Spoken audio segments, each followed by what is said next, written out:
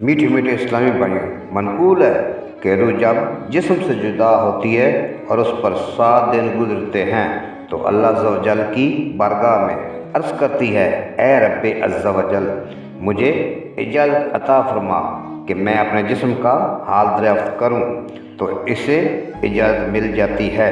پھر وہ اپنی قبر کی طرف آتی ہے، اسے دور سے دیکھتی ہے اور اپنے جسم کو ملاحظہ کرتی ہے کہ وہ متغیر یعنی بدلا ہوا ہے اور اس کے نتھیوں، منہ، آنکھوں اور کانوں سے پانی رواں ہے۔ وہ اپنے جسم سے کہتی ہے، بے مثال حسن و جمال کے بعد اب تو اس حال میں ہے، یہ کہہ کر چلی جاتی ہے۔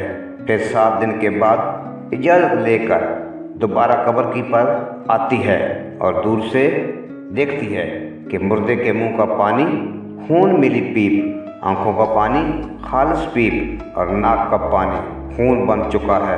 تو اس سے کہتی ہے، اب تو اس حال پر پہنچ چکا ہے، یہ کہہ کر پرواز کر جاتی ہے۔